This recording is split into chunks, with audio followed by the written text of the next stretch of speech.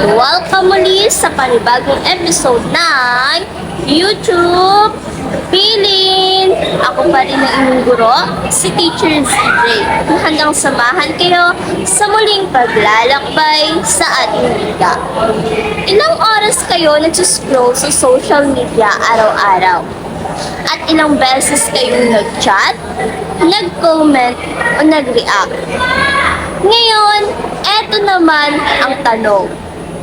Kapag kayo ay tinawag para magsalita sa klase, kasing bilis din ba kayo magsalita tulad ng pagtatype ninyo? Kung hindi, alamin natin kung bakit. Tatalakayin natin ngayon ang mga hamon sa pagsasalita dulot ng social media at makabagong teknolohiya. Ano? Tara? Tara! Nasanay sa chat kesa sa aktual na pagsasalita? Sa social media, mabilis tayong magpahayag. Agreed. Same. True. Pero kapag magsasalita na sa klase, biglang, kasi po, dahil sa teknolohiya, nasanay tayo sa maikli at mabilis na sagot. Ngunit, ang pagsasalita ay nangangailangan ng malinaw at tuloy-tuloy na pagpapahayag. Paggamit ng shortcut o pinaikling salita online. Sa social media, karaniwan ang D2 na dapat ay dito. W tsaka 8 na dapat ay wait. BRB na dapat ay be right back. At huli, LOL na dapat ay laugh of love. Ngunit, kapag ginamit ito sa pagsasalita, halimbawa, dito po siya nagpunta. Dito po. Nagiging hindi malinaw at hindi formal ang pagpapahayag dahil dito naaapektuhan ang kasanayan sa maayos na pagsasalita. Sobrang paggamit ng trending words mula sa social media. Halimbawa, Lodi, Petmalu, Slay, at Char. Kapag nasobrahan ang paggamit nito sa pagsasalita, halimbawa yung bida po ay sobrang lodi, parang slay siya. Nawawala ang lalim at pagiging angkop ng pahayag lalo na sa akademikong sitwasyon. Sobrang paggamit ng Taglish dahil sa social media. Sa online, normal lang ang guys, let's aral na. Na-stress na ako sa assignment.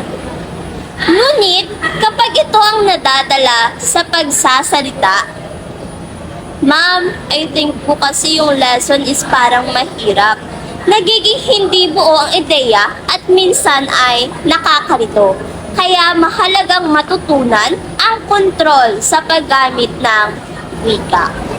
Kakulangan sa mahabang pagpapahayag dahil sa short form content. Sa social media tulad ng Reels o maikling video, sanay tayo sa mabilis, maikli at diretsong content. Ngunit, sa pagsasalita sa klase, kailangan ang pagpapaliwanag, detalye, at organisadong ideya. Kapag nasanay sa maikli, nahihirapan sa pagpapahaba ng sagot. Ngayon, paano natin gagamitin ang teknolohiya upang mapabuti ang ating pagsasalita? Narito ang ilang paraan. Una, mag-record ng sarili habang nagsasalita.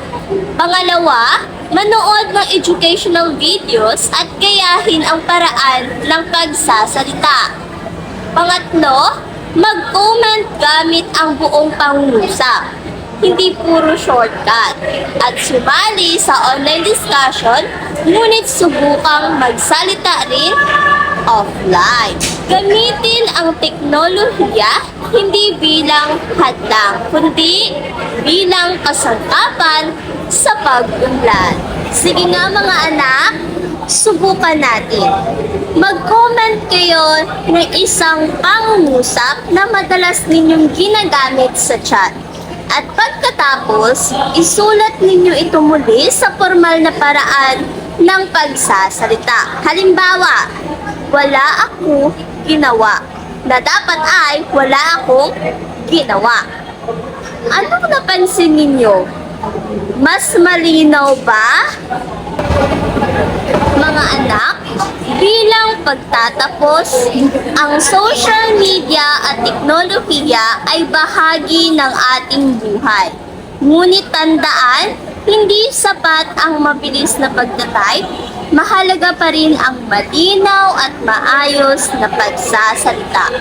Kaya, iwasan ang sobrang pag-asa sa shortcut at sanayin ang sarili sa maayos na pagpapahayag gamit ang teknolohiya sa tamang paraan. Sana ay may natutuhan kayo sa ating aralin ngayong araw.